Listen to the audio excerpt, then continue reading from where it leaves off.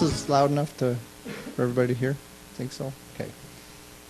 Thanks, Brian. We're talking this week about, well, actually, for last week and for the next couple of months, right up into December, we're talking about spiritual growth and how the Bible doesn't even talk about that as an optional thing. And I think if we look at growth, just even logistically, if something's not growing, it's what? Dying, yeah. So if we parlay that over into areas of our spiritual lives, if there's not growth, then the opposite is probably happening. To stagnate is to die. And so that's why the scriptures are so clear about the fact that we are to be in this process of growth. Now today, we're talking about another of the components that are put in place, that God puts in place in order for us to grow spiritually. We're talking about weekly worship and gathering together, going to church, if you will. I just want to clarify. I'm going to use the phrase going to church a number of times today. I'm not fond of that phrase because I don't necessarily think, when I used to hear going to church, it was like we're going to a building.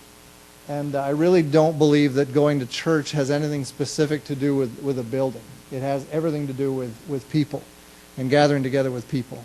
So I just want that kind of set up front, as every reference I make today about going to church is that kind of a context. It's the gathering together, the assembling together of people who want to honor God in that way. Now, there are a lot of interesting statistics on church attendance, I'm sure, as you can imagine. Do you think that Canada in particular, as far as church attendance, is on the increase, decrease, or holding its own? Yeah, it's decreasing. Not as much as I thought it was. I was reading some quite current statistics on it, and I thought it would have dropped off more than it had. And actually, a number of years ago, it had dropped off more than it had, but they said the only thing that's saving Canada statistically, as far as church attendance goes, is the rise in our immigrant population.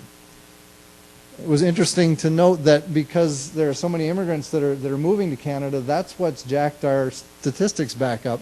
And so it looks like we have far more people attending than we might have thought.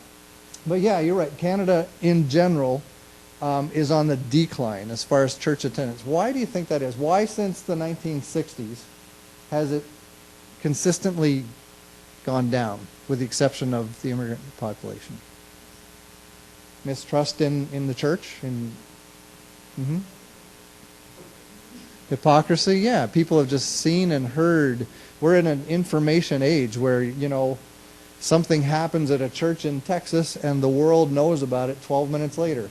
And there's millions of people around going, there you go, one more thing, one more reason why to not have anything to do with that. There's certainly fuel for that. Any other inconvenience?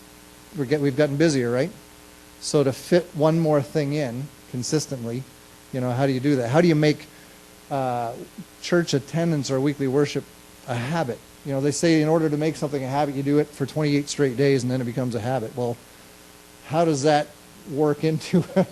You're not going to, if you go to a certain place 28 days straight, you're going to be alone for a lot of them. So how do you make this a habit? Difficult. Any other reasons? Yeah. It's just another really packed day. Yeah, you're right. Because even when as few years ago as that was, when I was young, Sunday was a different day. Malls weren't open, grocery stores weren't open, so it was there was an imposed slowdown process, and it's really not. It's one of the busier days. You can drive around on Sunday morning, and there's a lot of stuff going on. Sure, I saw another. Who needs it, right? We've got it kind of covered ourselves. Most of us have been in that place at some point in time where I can work this out on my own. Exactly.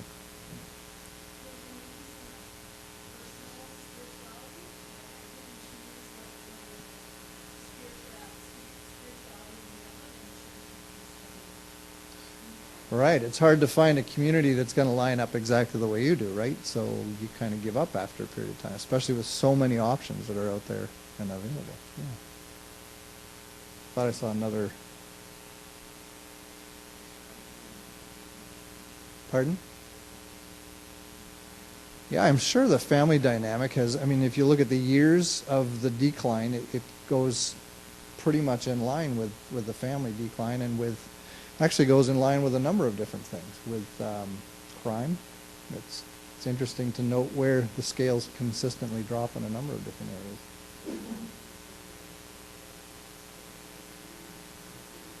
Yeah, we privatize faith, right? We make it our thing, and it's really nobody else's business. Yeah, there are lots of reasons. And as we look at this whole subject again of spiritual maturity this week, talking about church attendance particularly, right away, some of us would probably go, well, what does going to church really have to do with spiritual maturity? It's a good question in a lot of ways. I got some statistics according to the World Religious Statistics Research on what do you think the top, percentage-wise, what nation has the highest church attendance? Anybody got a guess? China? No. Nigeria. 89% of people regularly attend church in Nigeria. Number 2, I was shocked, is Ireland. Hadn't even thought about it, but I guess it makes sense more. 84%. And then the top 5, I'll just give you the top 5. Nigeria, Ireland, the Philippines, which was again surprising to me, South Africa, and Poland. Those are the top 5. And then I'll give you if you want to know, the U.S. comes in at 11th. Canada comes in at 16th. Statistically, we have about 38% of the population attends regularly, although this scale has changed somewhat. Back in the 60s, regular attendance meant you went once a week. Now the statistic is regular attendance means you go once a month.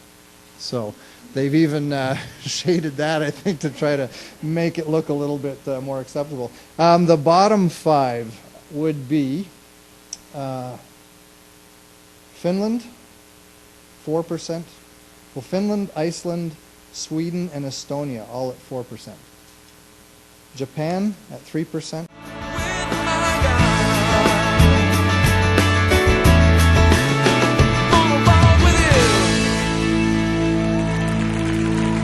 That's the cry of our hearts, Lord. We want to be just like you.